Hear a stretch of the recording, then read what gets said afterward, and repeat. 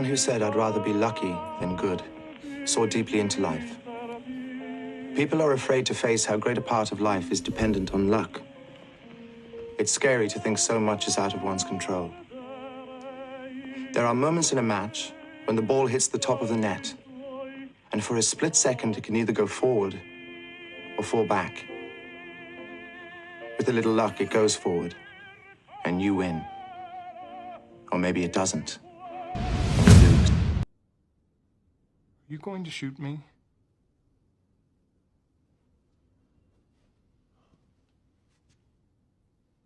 That depends.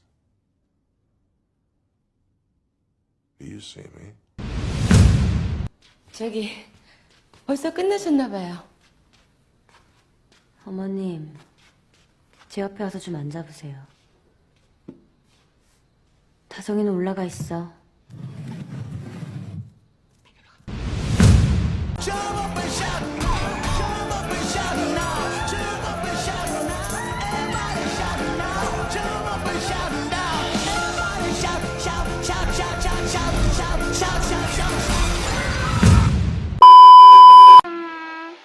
Bagaimana jika sebuah kesalahan bisa berujung pada tragedi yang sangat besar hanya karena situasi yang tidak bisa kita kendalikan? And what if there are two people doing the same mistakes but the results are different? Should they be judged the same way? Pertanyaan ini bakalan ngebawa kita ke sebuah konsep filsafat yang bernama moral luck.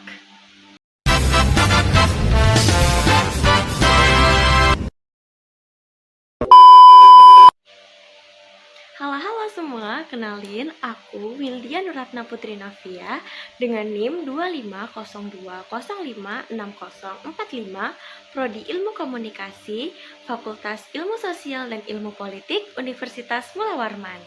Di video kali ini aku bakalan ngebahas satu konsep yang ada di filsafat, yaitu moral luck.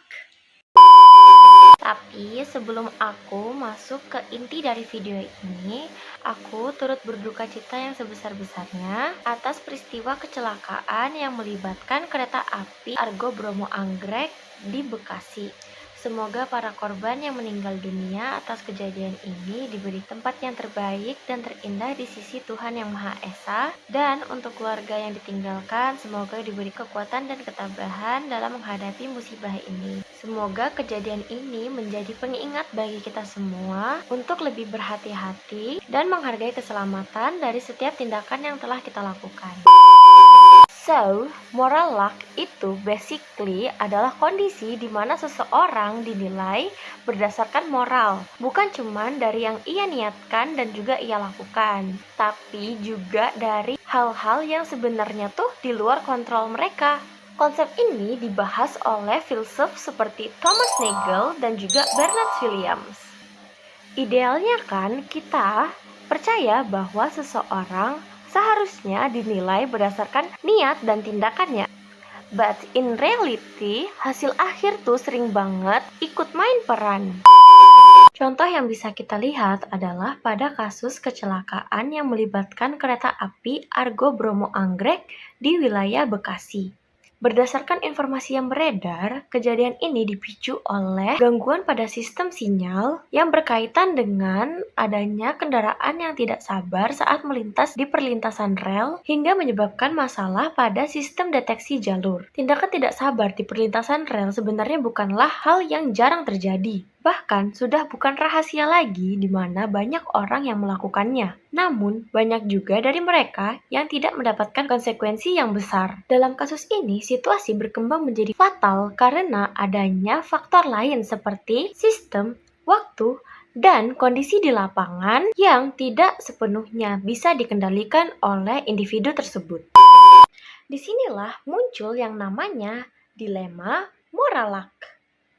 Apakah orang tersebut harus dinilai jauh lebih buruk karena akibatnya yang sangat besar? Padahal tindakan tidak sabar dan melanggar aturan sering dilakukan oleh orang lain dan orang tersebut tidak mendapatkan konsekuensi apapun. Artinya, penilaian moral kita menjadi sangat dipengaruhi oleh hasil, bukan hanya oleh tindakan.